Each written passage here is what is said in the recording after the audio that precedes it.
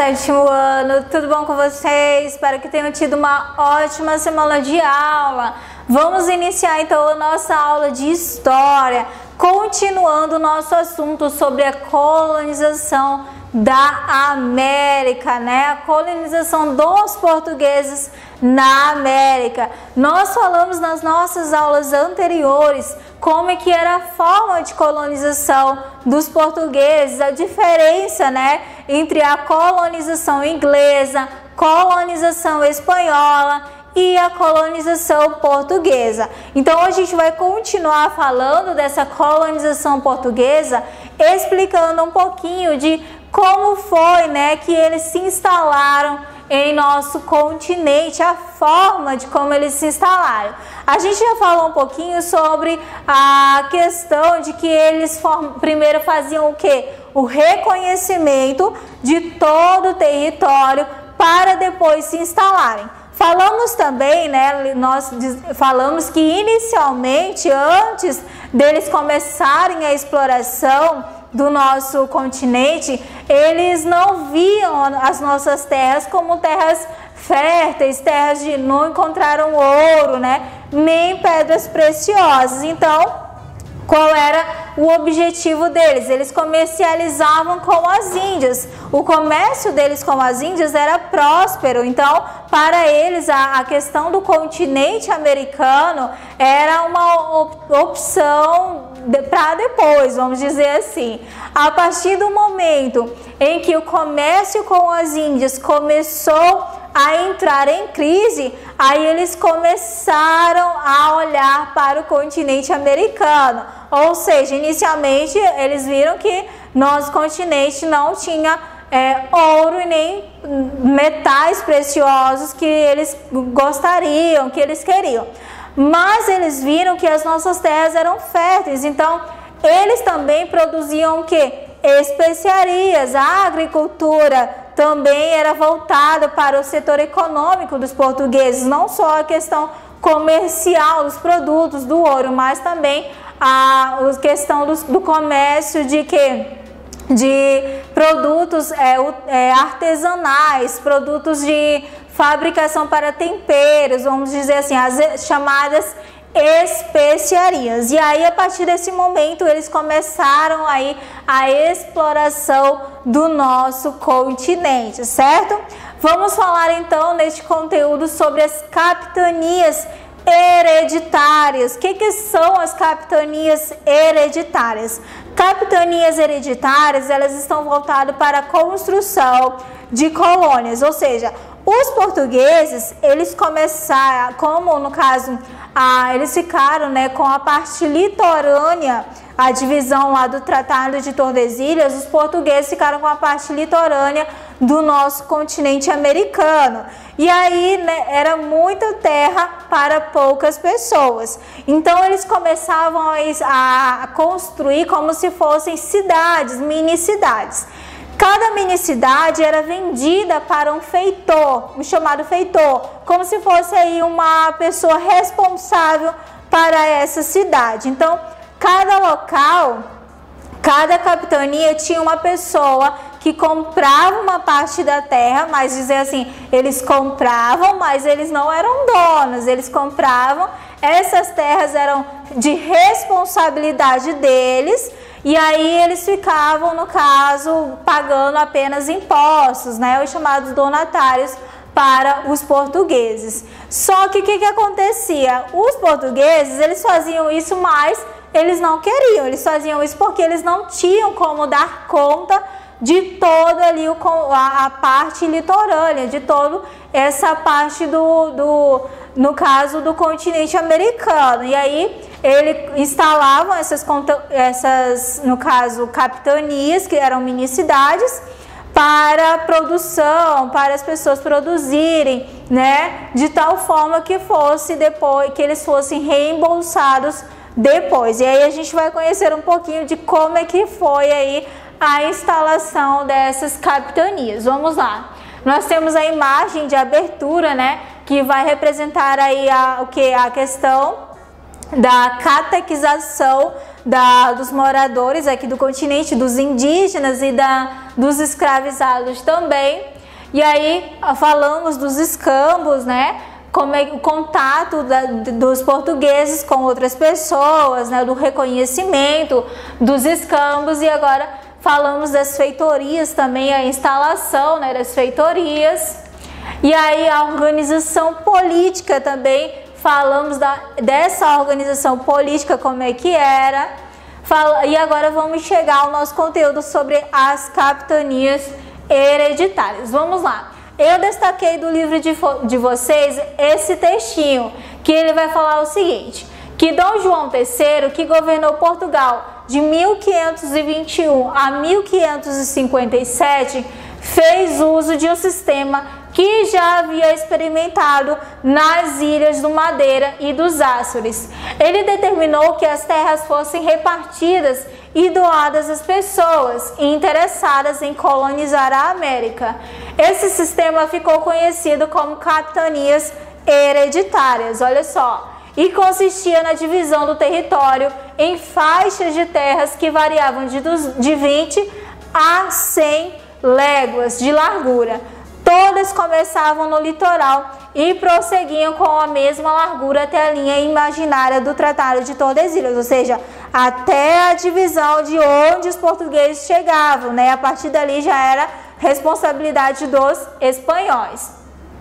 Em 1534, o território brasileiro foi dividido em 15 faixas divididas na área litorânea, ok, gente? Elas foram entregues a 12 pessoas de confiança ao rei, pertencentes à aristocracia, ou seja, a toda ali as pessoas que ficavam ao redor do rei, né? A elite. Os beneficiários de terra eram chamados de donatários. Então, os donos dessas terras eram chamados de donatários, certo? E aí ele vai destacar ainda o seguinte, né? Que 2 capitanias foram consideradas lucrativas.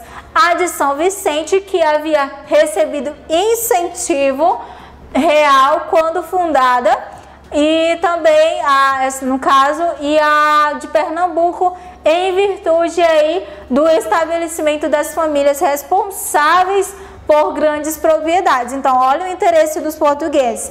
Ele dava, né, digamos assim, doava essas feitorias, essas capitanias para pessoas que já tinham um interesse lucrativo, ou seja, pessoas que tinham questões comerciais, que poderiam ajudar a lucrar ainda mais o território, parte do território, pessoas que tinham outras terras. Por quê? Por que os portugueses pensavam nisso? Que caso eles perdessem essas terras, essas pessoas poderiam recompensar eles com alguma coisa, ou seja, tinha algo em troca ali, né? Os objetivos iniciais da coroa não foram atingidos. Vários donatários não vieram para a colônia, outros não dispunham de recursos suficientes para trabalhar na terra recebida.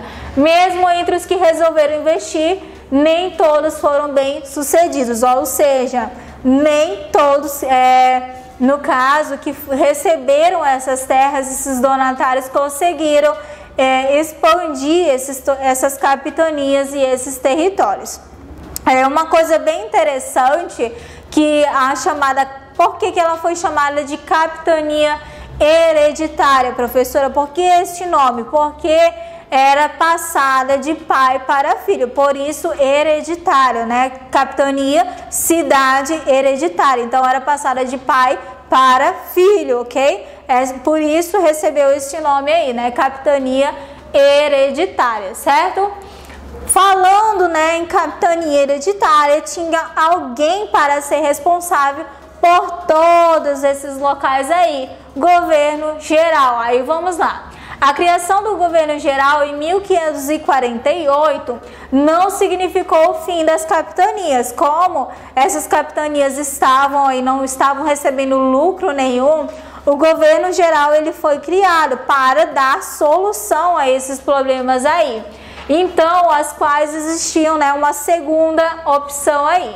Então, o objetivo do governo geral era o quê? Era centralizar a administração dentro dessas capitanias. Então, se esses donatários não estavam conseguindo expandir e auxiliar essas capitanias, precisava de alguém responsável para ajudar a administrar. Então, por isso foi criado aí o governo geral em 1548.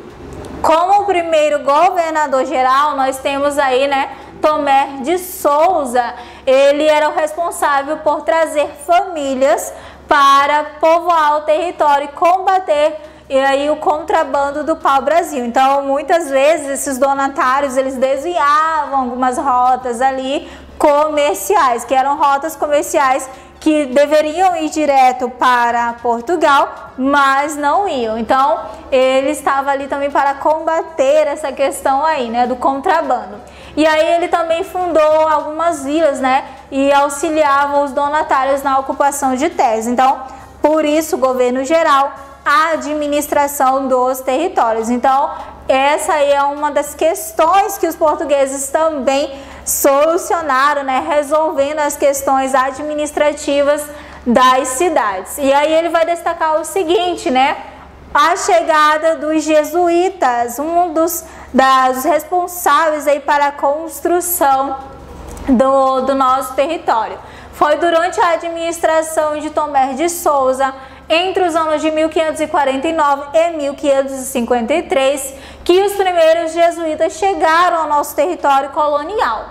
Eles eram liderados pelo padre Manuel de Nóbrega e tinham a tarefa de catequizar os indígenas e responsáveis também pela construção dos nossos territórios, ajudar a construir, a povoar o nosso território.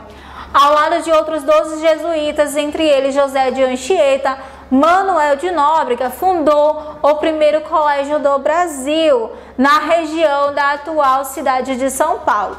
O objetivo dessa fundação era alfabetizar colonos e indígenas, ensinando-lhes orações e hinos.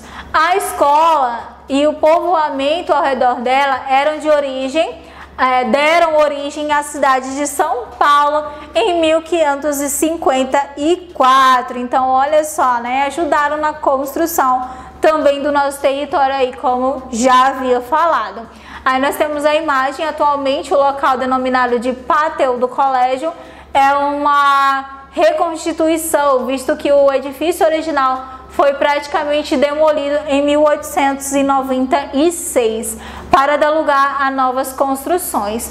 Do prédio original resta parte de uma parede que foi preservada quando o conjunto foi reconstruído para celebrações. Então, essa daí, um dos marcos que ainda existem em São Paulo, certinho? E aí, para a prática da atividade, vai ficar a página 33 do livro de história de vocês, ok?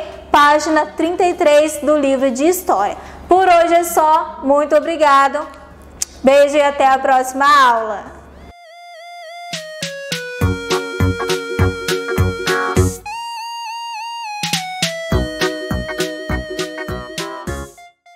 Hello students, good morning, good afternoon or good evening, tudo bem com vocês? Eu espero que sim. Sejam bem-vindos à nossa aula de inglês dessa semana. Eu espero que vocês estejam bem dispostos a aprender, que hoje a gente vai ter um tema bem importante. Já pega o seu caderno, vocês vão precisar registrar aí conteúdo que o livro ele ensina um pouco, mas cabe a mim trazer um pouco mais, na questão de explicação de gramática. Vocês sabem que eu sou um pouquinho assim mesmo, eu me preocupo bastante com essa questão. Então, olha só, capítulo 5, que fala sobre tecnologia e inovação, a gente vai falar um pouquinho sobre Simple Past, a página 6 e página 7, que é o passado simples do inglês, tá bom? Então, um pouquinho de conjugação de verbo agora. Let's go! A página 6, gente, diz assim: Look at these sentences from the text and answer the following questions. Vocês vão ter que olhar essas frases aqui, observando essas palavras que estão em negrito, tá? Para poder responder a questão A, B e C. Então, olha só. Vamos ver essas frases. In 1973, Martin Cooper changed the world, although he didn't know it yet. Motorola spent 3 months building a prototype. The company's first commercial cellular phone, aí pontinho, pontinho, went on sale 10 years later. Cooper wanted people to have freedom. Então a palavrinha changed, spent, went e wanted, tudo isso aí é coisa que vocês devem entender de uma certa forma. Que forma, teacher? Então vamos lá, letra A. Are these sentences about the present or past? How do you know it? Gente, esse foi daquele texto que falava sobre aquele homem, né, o Cooper, que inventou o primeiro celular, né? Não era o smartphone, era o celular. Ele inventou um celular e tal. Isso fala do presente ou do passado? Por favor, né? Vocês já sabem. They are in the past. Elas estão no passado. I get there because eu consegui, né, saber, consegui pegar isso, entender essa informação. Because the expression, a primeira coisa que vai direcionar vocês a entender que era do passado é justamente aqui, ó, in 1973, nesse ano, não é 2020, 1937. Então isso daí é a grande dica para vocês. B. What do changed and wanted have in common? O que essas duas palavras têm em comum? O que elas têm em comum? They end in ed. A terminação delas termina com ed, tá vendo? E por último, a letra C. Are changed, spent, went and wanted, the past form of which verbs? Agora, tá dizendo que isso daqui é todas essas quatro, né, palavrinhas, esses verbos aqui, são a forma do passado simples de quais verbos? Vou colocar eles aqui no infinitivo. Change, spend, go e want, sem conjugação nenhuma. Mudar, né, gastar, ir e querer, tá no infinitivo, tá bom? Agora, página 6. The sentences from the text are in the simple past. Changed and wanted are irregular verbs, while spent and went are irregular verbs. How about the following verbs? Are they regular? Are, vocês vão ter que colocar tudo que for regular com o Rzinho. Or irregular com o Izinho. Tudo que for verbo irregular. A dica que eu dou, verbo regular, a gente vai conjugar ele terminando com ed. Verbo irregular tem outras formas, né, para o passado dele. Vocês vão entender isso com o tempo, não se preocupem. Então aqui, fácil de fazer isso, não é? O que eu tenho de regular aqui? A letra A, exercise, exercised, relax, relaxed, dance, danced. E agora eu tenho os irregulares, go, went, make, made, spend, spent, esses três aqui. Difícil fazer isso? Acho que não, né? Então vamos mais adiante aqui. Lá na página que tem aí essa regrinha, que é a página 6, diz o seguinte, que a maioria dos verbos regulares a gente acrescenta só o ed para formar o passado simples. Ele dá exemplos aí. Walk, walked, visit, visited, relax, relaxed, show, showed. Tudo termina com ed. Agora, outra regrinha. Adiciona ed para os passados simples quando o verbo já termina com e. Então, se o verbo já está terminando com a vogal e, não vai colocar outro e, vai aproveitar aquele e colocar só um d. Então, ele dá alguns exemplos. Change, changed, arrive, arrived, decide, decided. Muito fácil até aqui, né? Que aí a tradução mudou, chegou e decidiu. Nos verbos que termina com uma sílaba, com consoante, vogal, consoante, você vai duplicar o final da consoante. Por exemplo, aqui stop, eu termino com T consoante, O vogal, P consoante, você vai duplicar a última letra, que é o P, e colocar ED. Stopped.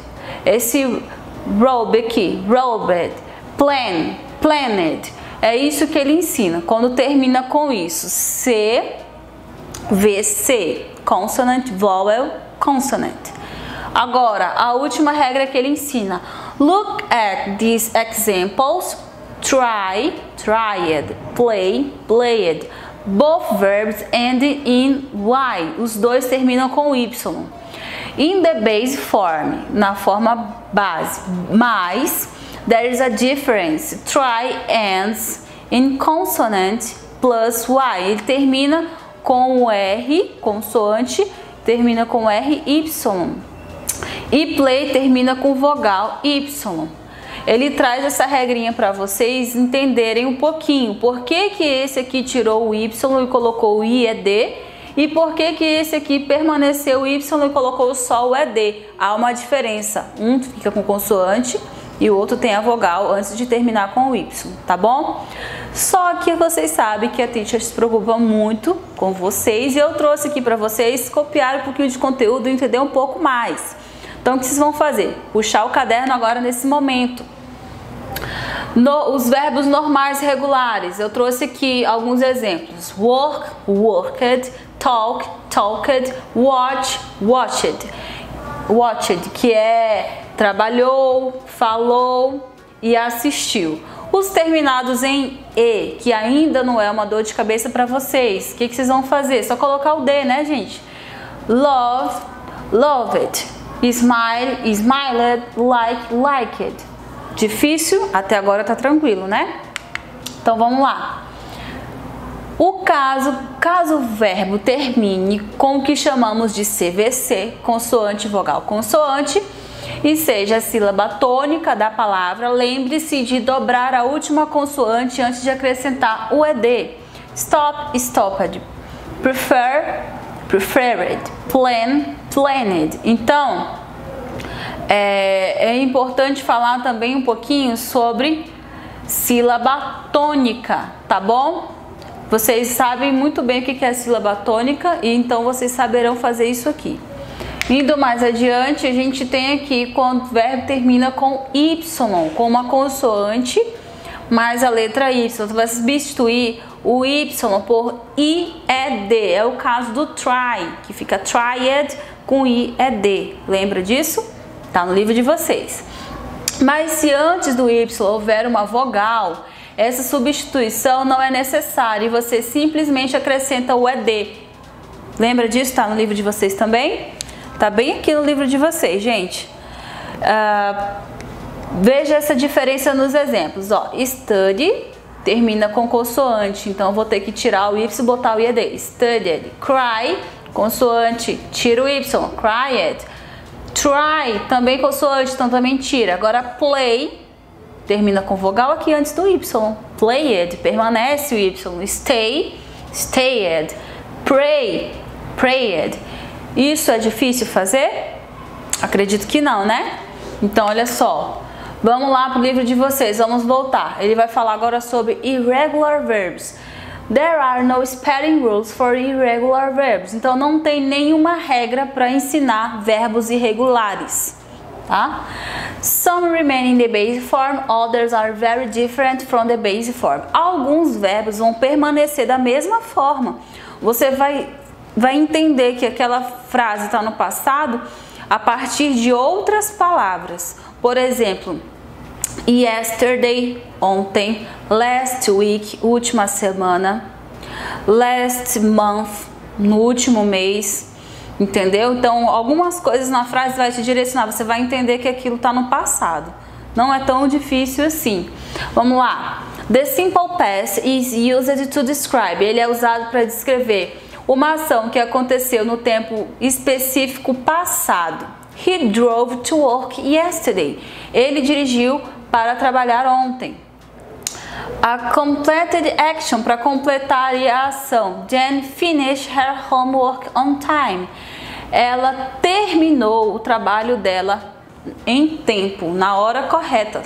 Não precisou de mais tempo. E o status do passado. John was still single in 1995. Ele está solteiro desde 1995. Então ele serve também para falar coisas de status desde o passado. Então tem essa palavrinha still aqui, que vai trazer a gente essas coisas assim do passado na memória, que still é ainda a tradução de still, tá bom? Então, como eu disse para vocês, algumas coisas vão direcionar vocês a entender que aquela sentença tá no passado. Terminou, teacher? Ainda não. Agora tá pedindo o seguinte: check out the structure of affirmative and negative sentences. Está pedindo para vocês, né, observarem bem aqui a forma afirmativa. Cooper wanted people to have freedom. Ele queria pessoas para, né, se tornarem livres. He didn't know it yet. Mas ele ainda não sabia disso ainda. Percebam que quando eu tenho a forma afirmativa, o meu verbo está conjugado wanted. Aí quando eu passo ele para negativa, eu já utilizo o did. Did, ele é um auxiliar do verbo no passado. Lembra do do?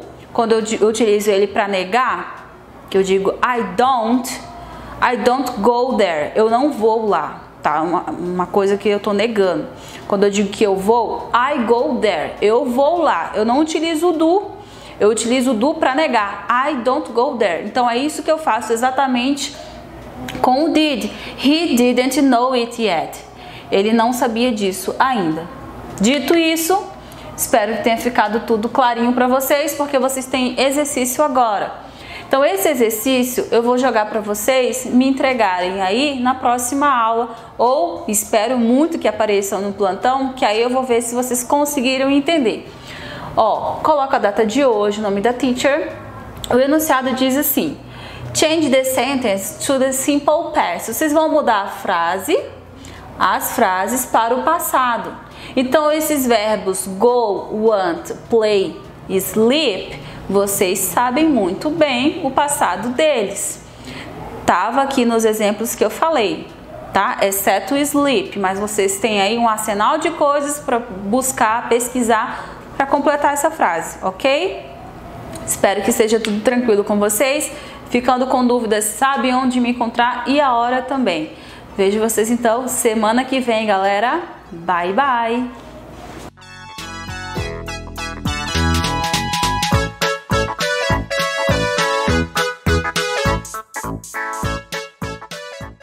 Olá, alunos do 7º ano, mais uma vez aqui, professora de ciência, para estar dando continuidade aqui ao nosso conteúdo. E hoje, mais uma vez, a gente vai corrigir os exercícios do livro de atividades da página 4, 5 e 6, tá? Não esqueça de colocar a data de hoje no livro de vocês, dia 26/8 de 2020. E vamos lá para a página 4. Primeira questão. Observe a tirinha abaixo, em que vemos Zé Lelé em um lado e seus amigos do outro. Depois responda as questões propostas. Temos ali cabo de guerra, né? Eles falando, impacto mesmo. Então puxando o Zé Lelé, tentando tirar ele ali da inércia deles ali. A. Os amigos de Zé Lelé querem que ele continue parado? O que eles estão tentando fazer? Não, eles não querem que ele continue parado. Eles querem puxar Zé Lelé, fazendo com que ele se mova. B. Que grandeza física é necessária para que eles consigam o que querem? Então, a grandeza física, no caso aqui, é a força, pois é a grandeza física responsável por alterar o estado de movimento de um corpo. C. No Sistema Internacional de Unidades, SI, qual é a unidade de medida dessa grandeza?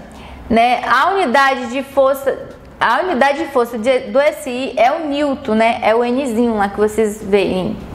D. O que aconteceria se 2 dos amigos largassem a corda?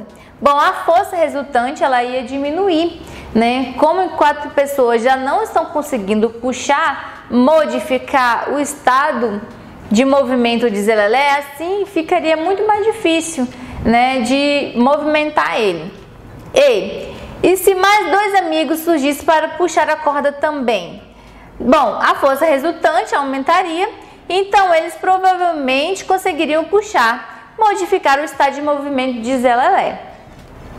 F. Suponha que cada um dos 4 amigos está puxando o zelelé com uma força de 20 newtons para a direita. Qual seria a força resultante total aplicada para ele?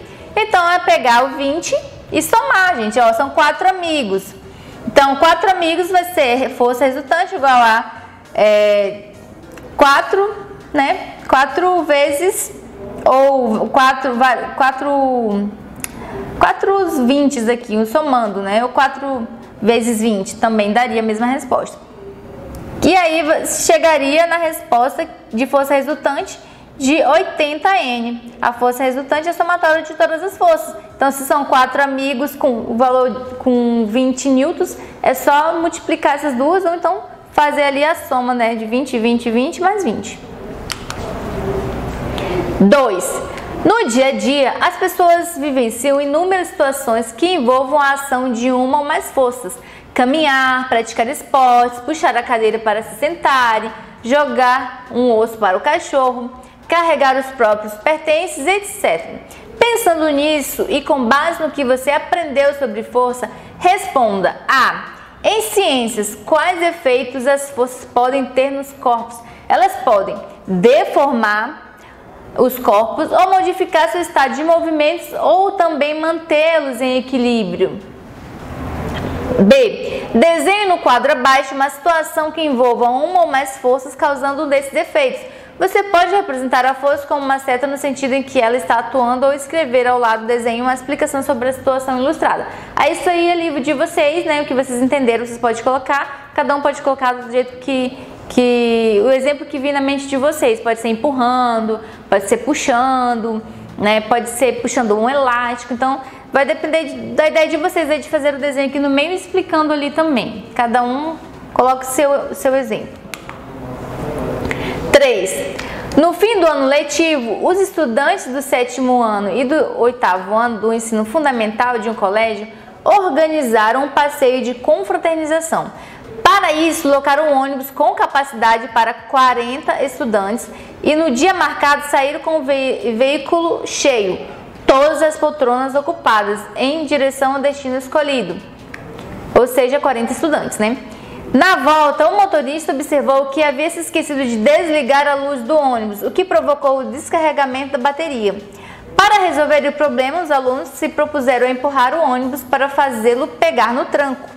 Sabendo que um aluno do 8º ano faz uma força média de 300 newtons, que um aluno do 7º ano faz uma força média de 200 newtons, e ainda que 60% dos que participavam do passeio eram do 7º ano, responda as questões a seguir. Então, 7º ano, a gente sabe que é 200 newtons e 60% dos alunos é estudantes. Então, a gente é estudantes do 7º ano. Então, a gente vai pegar 40 estudantes e tirar a porcentagem de 60 para descobrir quantos alunos que eram do 7º ano. Vamos lá. Olha só, qual foi a força resultante realizada pelos alunos do 7º ano?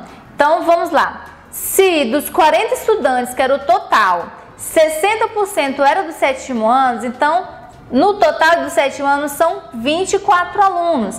Então, 24 alunos, você vai fazer assim, pegar a força resultante igual a quantidade de alunos, que era 24, e multiplicar por 20, que era a força que o enunciado disse, né, de 20 newtons, que era a força dos alunos do 7º ano.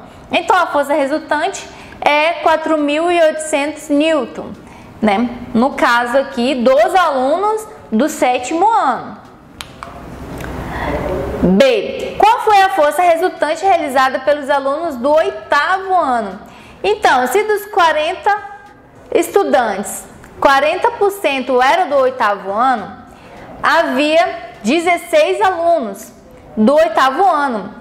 Portanto, a gente vai pegar a força resultante igual a quantidade de alunos vezes a força deles em newton, que é 300. Então, a força resultante também vai ser 4.800 newton. Beleza? Aí a terceira. Qual foi a força resultante realizada por todos os alunos? Então, vai pegar a força que você já calculou a força resultante lá dos alunos do 7º ano e somar com a força resultante do de 8º ano. Que aí você vai saber o total. Então você vai pegar 4.800 mais 4.800 vai ser força resultante igual a 9.600 newton, que é o total da força resultante ali dos alunos que estavam ali. Bom, desconsiderando a força de atrito, determine a aceleração adquirida pelo ônibus de 10.000 kg de massa, quando todos os alunos o empurram juntos. Então você vai pegar e fazer o cálculo, olha só. Força resultante, né, é igual a massa vezes a aceleração. Então, o total era 9.600, né, você colocou aqui. Qual o número que multiplicado por 10 é igual a 9.600? Basta dividir os dois lados por 10. Então, dividiu, resultado ali da aceleração é 0,96 metros por segundo. Beleza? Próxima. 4. Preencha cada um dos espaços nas frases a seguir para resolver a cruzadinha. A tendência que um corpo tem de manter seu estado de movimento é chamado de inércia. Número 1. Aí na cruzadinha no livro de vocês, que é número 1, você vai escrever a palavra inércia. B. A inércia de um corpo está relacionada à sua massa, que é o número 2. Aí lá no número 2 também se coloque lá, massa, que pode ser medida em quilogramas. C. Para que um corpo altere seu estado de movimento, é necessário que ele seja submetido à ação de uma força, número 3, uma força resultante. Coloque lá, número 3, escreva força. D. A força é uma grandeza capaz de alterar o estado de movimento. 4. Vocês coloquem lá também, no número 4, a palavra movimento. Ou repouso, que é o 5. Aí lá no 5 vocês colocam lá, escreve a palavra repouso, de um corpo. E quando uma força é aplicada a um corpo, ela pode alterar a direção do movimento desse corpo ou de sua velocidade. Então, velocidade, número 6, coloque na cruzadinha essa palavra. F. A variação de velocidade de um corpo é conhecida como aceleração, que é número 7, coloque essa palavra lá, que resulta na ação de alguma força. G. Quando há mais de uma força atuando em um mesmo corpo na mesma direção, a soma ou a subtração dessas forças gera uma força, que é a força resultante. E aí, número 8, você coloca a palavra resultante na cruzadinha. Próximo. Em provas de hipismo, às vezes o cavalo pode recusar o salto de um obstáculo, ação denominada de refúgio, e projetar o atleta para frente, como mostra a imagem a seguir. Qual propriedade física está relacionada à projeção do atleta após a parada brusca do cavalo? Que lei de Newton explica o que ocorreu com o cavaleiro? Bom, gente, a propriedade relacionada aos movimentos dos corpos na ausência da força resultante é a inércia, né? Que ele está ali, naquele caso ali, em movimento, mas está em inércia. Essa propriedade, ela corresponde à primeira lei de física e pode ser compreendida como a resistência dos corpos à alteração do estado de movimento ou repouso. Assim, quanto maior a inércia de um corpo, mais difícil é tirá-lo do repouso ou alterar seu estado de movimento. No caso aqui a gente viu que como o cavalo ele segurou ali, ele parou, o corpo do atleta que ele estava em movimento, então por isso que ele caiu, né? Por causa dessa primeira lei de Newton aqui, né? Da inércia aqui de um corpo, né? Que tende a permanecer em inércia. No caso ali a inércia estava em movimento. Então, gente, por hoje foi isso. Se vocês, né, não entenderam alguma coisa, eu espero vocês lá nos plantões e até mais. Até a próxima aula. Um abraço.